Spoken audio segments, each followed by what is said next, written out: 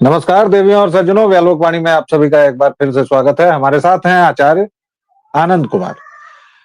हम आज चर्चा करेंगे उस व्यक्ति की जो कभी पूर्ण संपादक था, यानी एक बड़ी पत्रिका का संपादक होते हुए जिसने पूर्ण परोसने की परंपरा इस देश में शुरू की, जो कभी खुद को स्वयंभू प्रोफेसर भी बताता है। हालांकि वो कहाँ लेक्चरर भी था, ये अब तक किसी को ज्ञात नहीं है। ज्ञात होते ही आपको सूचना दी जाएगी। हाँ, माखनलाल चतुर्वेदी विश्वविद्यालय में उसने कुछ दिनों तक पत्रकारिता के नाम पर कुछ कुछ पढ़ाया वढ़ाया था। उसने कुछ किताबें भी लिखी हैं, मीडिया का अंडरवर्ल्ड।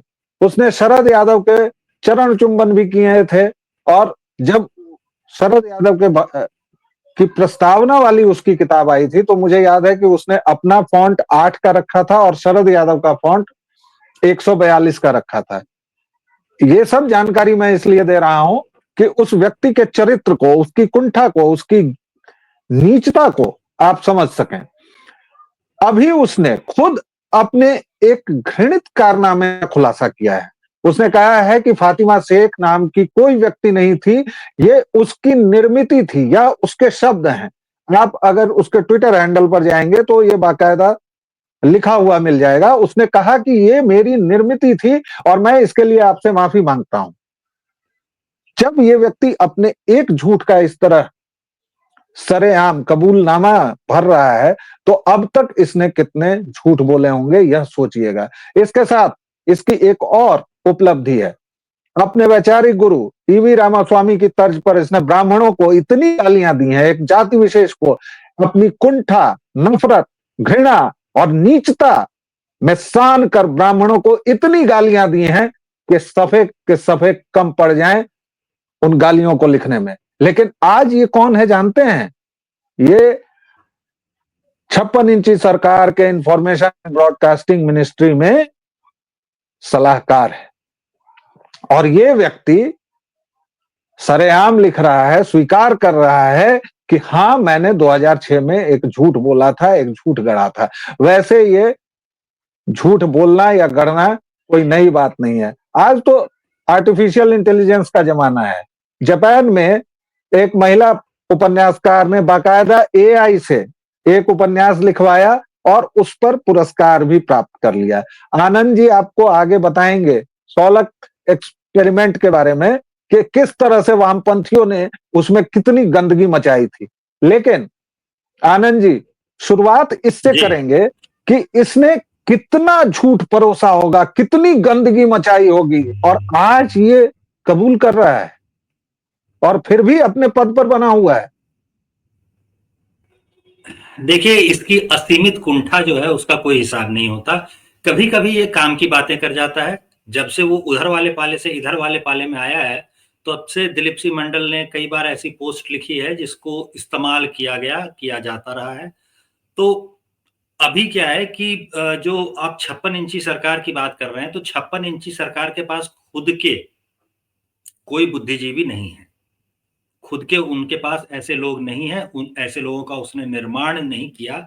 ऐसे लोगों को वर्षों तक जो है वो सहारा दे करके या फाइनेंशियल सपोर्ट दे करके उसे अपनी विचारधारा को पुष्ट करने के लिए नहीं कहा, उनसे किताबें नहीं लिखवाई। तो अब मजबूरी में ऐसे रंगे सियारों को उनको लेना पड़ रहा है। तो इसमें कोई अनोखी बात नहीं है और ये भाजपा की हमेशा की नीति है, गैरों पर करम, अपनों पर सितम। तो ये जाने वफ़ा जो जुल्म करती है, वो करती रहेगी। इसमें कोई अचंभित होने की बात नहीं है कि ऐसे लोगों को बहुत गालियां, आप अभी हाल का दौर देखिए तो कई बार ऐसा हुआ है कि मीडिया प्रभारी किसी ऐसे व्यक्ति को बनाया गया जो कल तक अपनी सोशल मीडिया पोस्ट पर बकायदा गालियां, ऐसा नहीं कि निंदा कर रहा होता था, कोई आलोचना कर रहा होता था, बकायदा गालियां लिख रहा होता था प्रधानमंत्री मोदी को, उसको उठा करके किसी किसी राज्य में मीडिया प्रभारी वगैरह बनाया गया। और ये सब पे जब सोशल मीडिया पर लोगों का ध्यान गया, तो सोशल मीडिया पर जब लोगों ने बोलना शुरू किया तो उनको हटाया गया। दिलीप मंडल के मामले में वो भी नहीं हुआ। सोशल मीडिया पर लोगों ने आपत्ति जताई थी, लेकिन उसके बावजूद कोई असर नहीं हुआ। सरकार बहादुर जो है वो उसने बहादुरी दिखाई। कर लो जो करना है भाई, छोड़ दो मेरा समर्थन करना। कर सकते हो क्या? नहीं कर सकते तो झेलो दिलीप मंडल को। तो दिलीप मंडल को सर पे बिठा दिया। तो अब दिलीप मंडल जो है वो आपके सर पर बैठेंगे और नाचेंगे भी, मूत भी सकते हैं। तो ये सब जो है ये हो रहा है और ये होगा, इसमें कोई अनोखी बात नहीं है। हाँ, दिलीप मंडल की अभी वाली जो हरकत है, इसको आप ज़रूर सोकाल एक्सपेरिमेंट के साथ जोड़ करके देख सकते हैं। सोकाल एक्सपेरिमेंट था क्या? इसके बारे में शायद दर्शकों में से बहुतों को जानकारी ना हो, क्योंकि ये अकादमिक जगत का एक प्रयोग था, एकेडमिक्स में हुआ था और आम लोग जो हैं वो थोड़ा-सा कटे रहते हैं, आम भारतीय जो हैं वो थोड़ा-सा कटे रहते हैं एकेडमिक्स से। एकेडमिक्स वाले जो भारत में हैं, वो भी जो है आम जनता से बहुत ही कटे रहते हैं। तो इसलिए यहाँ पर लोगों को पता नहीं है, तो बता दें कि 96-97 के दौर में सोकाल ने क्या किया कि सोकाल ने एक किताब पढ़ी थी जो इंटेलेक्चुअल्स के बारे में थी और वो बताती थी कि जो इंटेलेक्चुअल्स तथाकथित इंटेलेक्चुअल्स होते हैं, तथाकथित बुद्धिजीवी होते हैं, इनको अगर उनके मन भाता एक लेख लिख करके दे दिया जाए, जिसमें कुछ ऐसे जुमले हों, जो वो हमेशा प्रयोग करते हों, जैसे कि आप अल्पसंख्यक रख लीजिए, हाशिए पर का वर्ग, ये सब जो जुमले होते हैं, ये सारे जुमले उस लेख में हों और किसी 2-4 वामपंथी विचारकों को उसमें कोट कर दिया जाए और उसके साथ अगर उस लेख को परोस दिया जाए, तो वो पढ़कर भी नहीं देखते कि उस लेख में एक्चुअली क्या लिखा हुआ है, कितनी बकवास लिखी हुई है और वो उसे छाप देते हैं।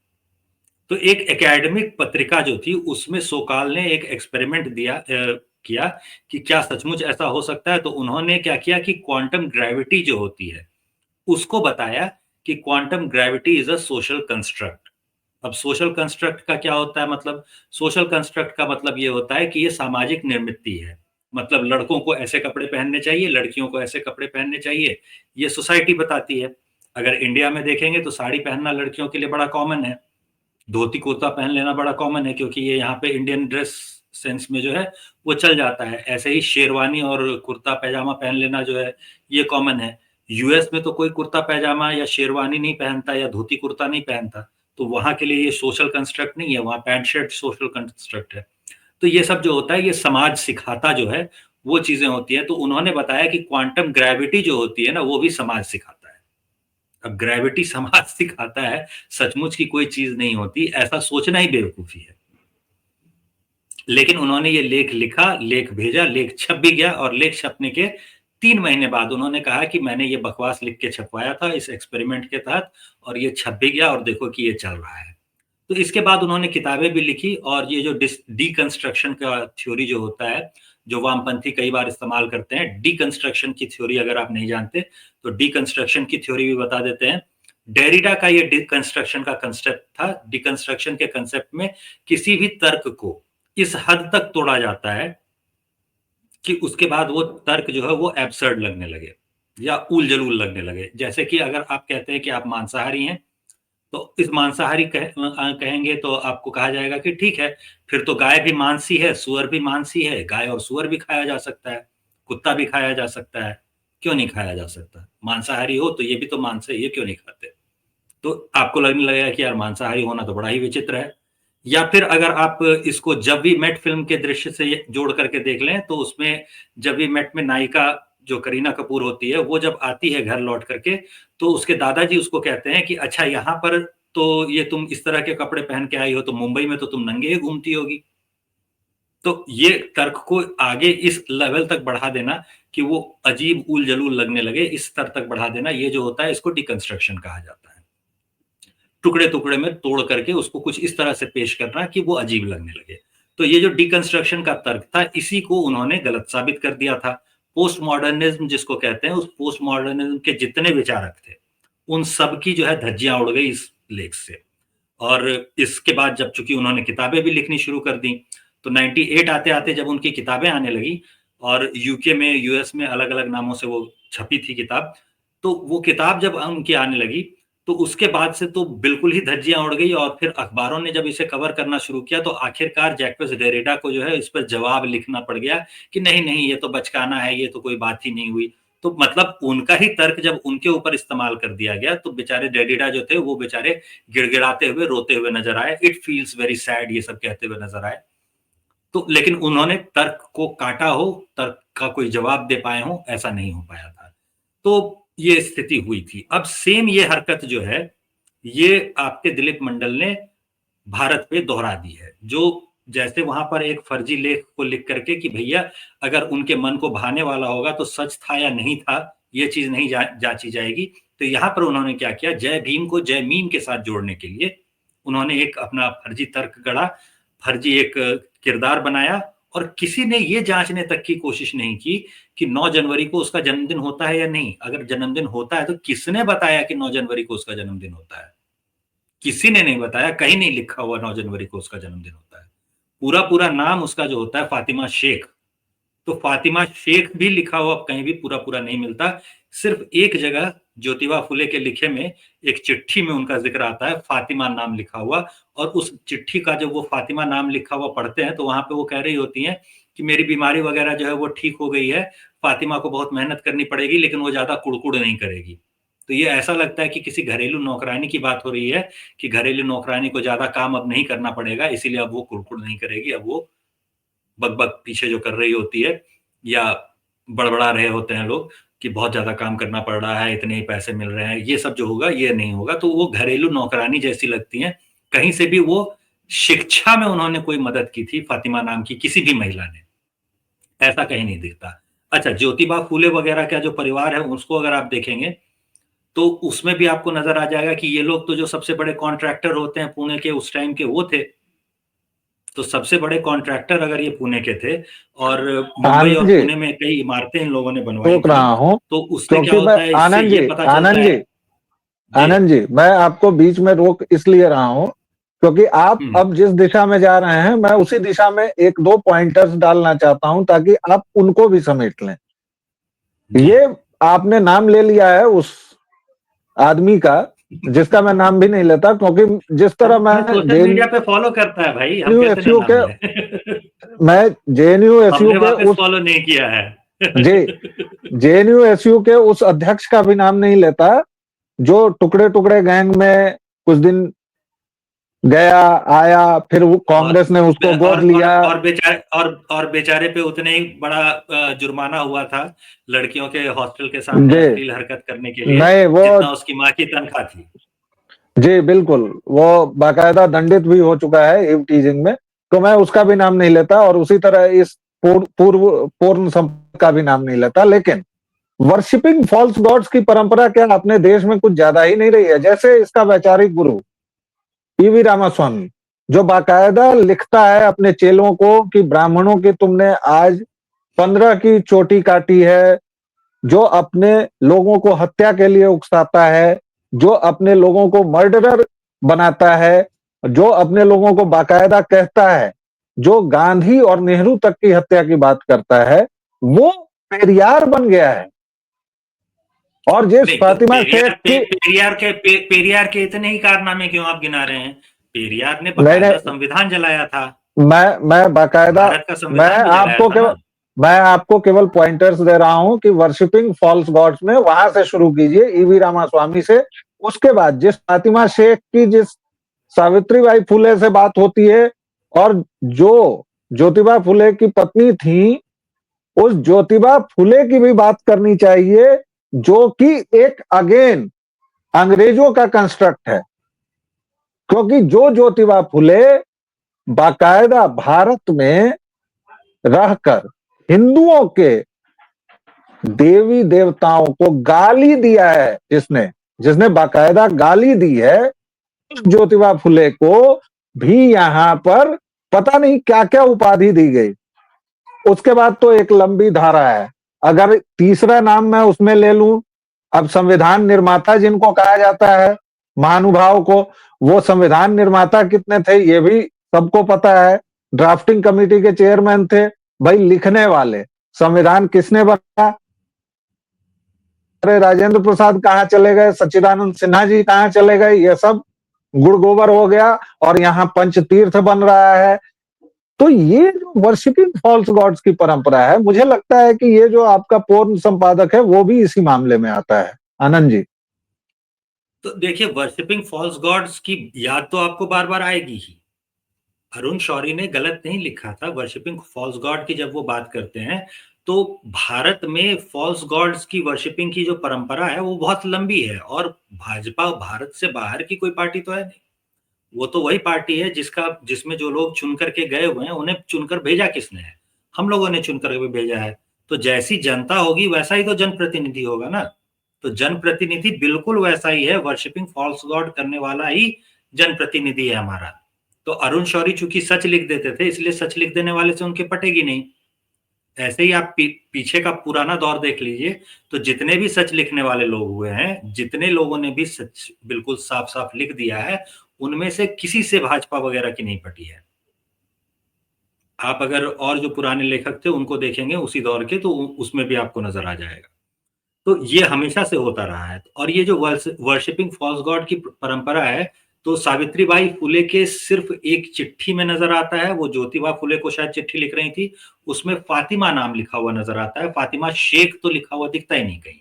तो फातिमा जो थी, वो शेख थी, सैयद थी कि अंसारी थी, ये कोई नहीं बता सकता। उनके जन्मदिन की आप बात करें, तो 9 जनवरी को कई लोग उनका जन्मदिन मनाते हुए दिखे। अब 9 जनवरी को उनका जन्मदिन था, ये कैसे पता चलता है भाई कौन-सी किताब में लिखा है? कहीं तो लिखा होगा ना कि 9 जनवरी को उनका जन्मदिन था।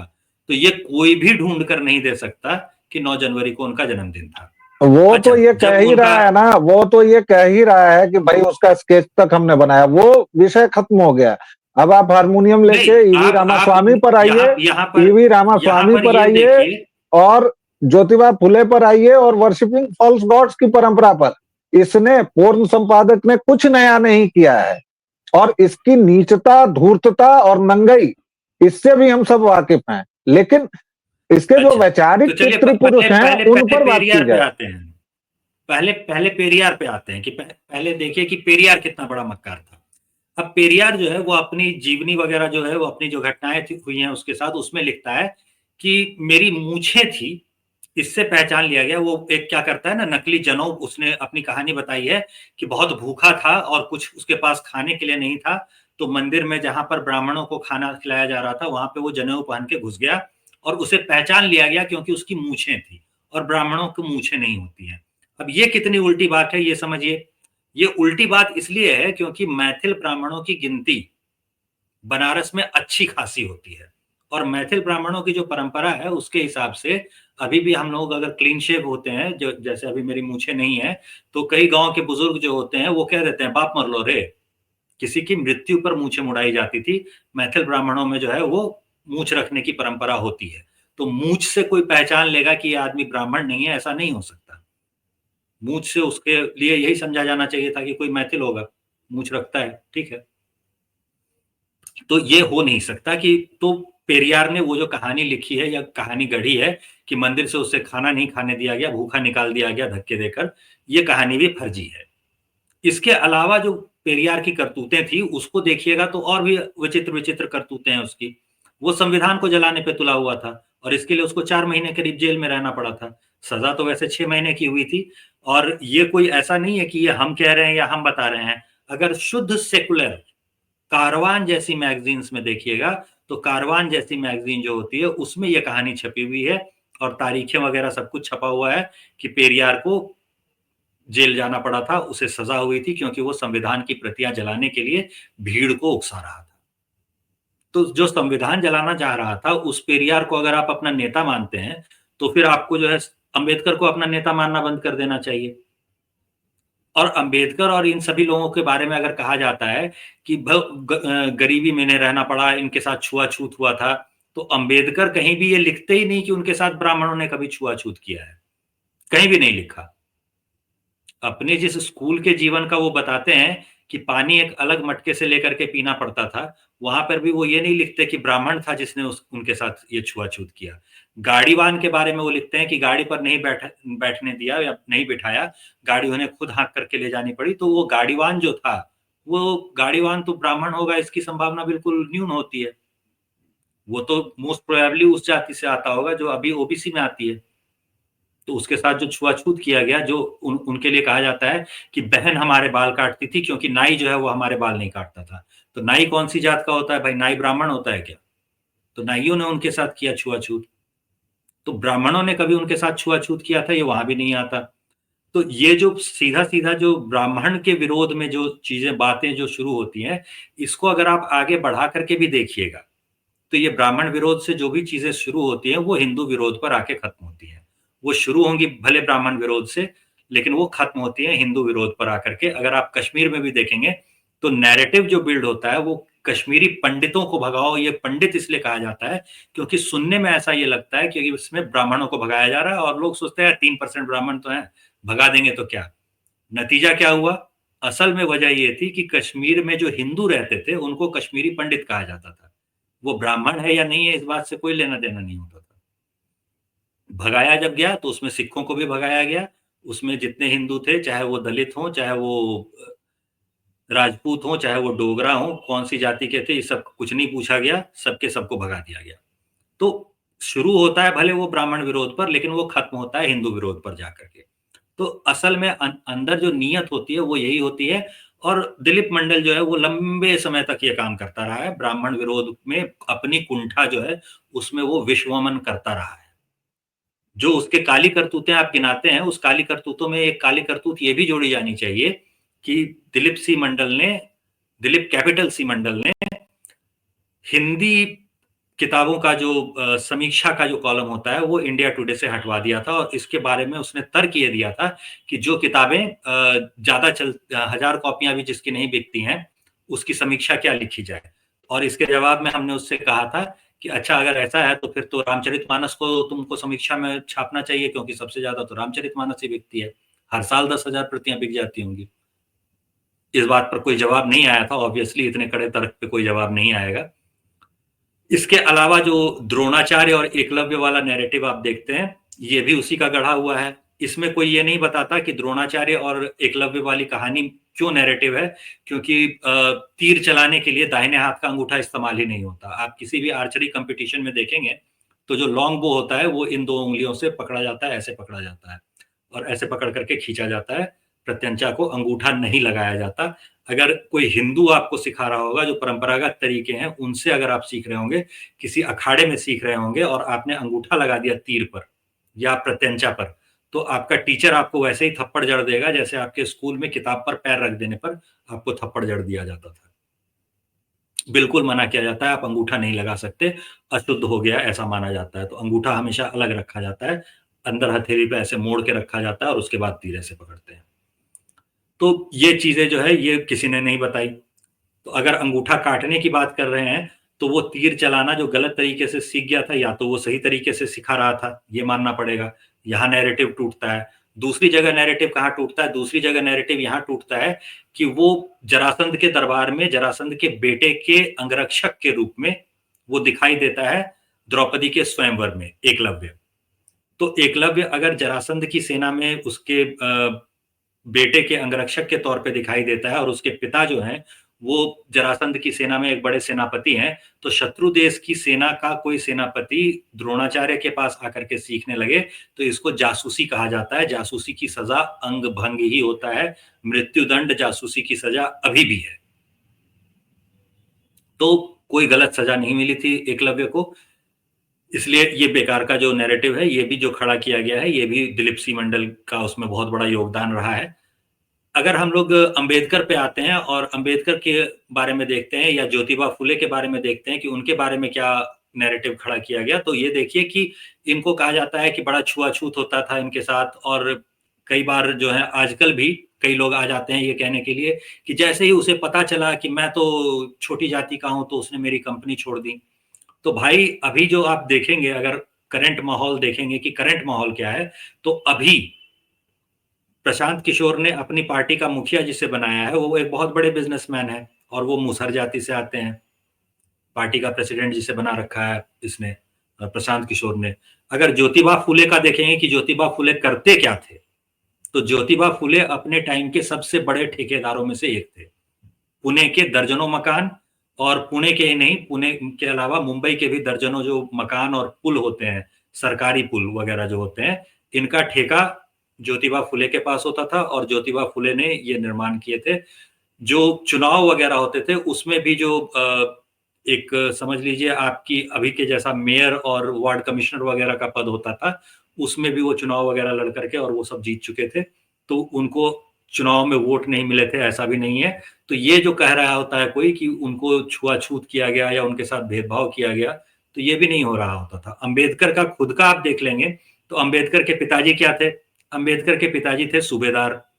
उस समय अंग्रेजी सेना में जो सबसे बड़ा पोस्ट कोई हिंदुस्तानी ले सकता था, कोई अंग्रेज होता तभी वो कर्नल या मेजर हो पाता। हिंदुस्तानी भारतीय जो था, वो मैक्सिमम जिस रैंक पे पहुंच सकता था, वो मैक्सिमम रैंक था सूबेदार। तो सबसे ऊंची जो पोस्ट होती है, उस ऊंची पोस्ट पर वो थे। उस ऊंची पोस्ट पर भी वो क्या थे? क्या वो बंदूक लेकर के लड़ने वाले सिपाही थे? नहीं। सेना में तो बहुत सारे किस्म के काम होते हैं ना। डॉक्टर भी होता है सेना में। डॉक्टर के अलावा जो है वो खानसामा बावर्ची भी होता है, ड्राइवर भी होता है, लॉजिस्टिक्स वगैरह का काफी सारा काम होता है। ऐसे ही शिक्षक भी होता है। तो अंबेडकर के पिताजी जो थे ना, वो शिक्षक थे, टीचर। तो ये अगर कह रहे हैं आप कि शिक्षा नहीं मिलती थी, शिक्षा देने में भेदभाव किया जाता था, तो यहाँ भी आप झूठ बोल रहे हैं। जी। उसके और पिताजी ही इसके जब साथ शिक्षक थे, तो उन शिक्षा में जी कहाँ भेदभाव?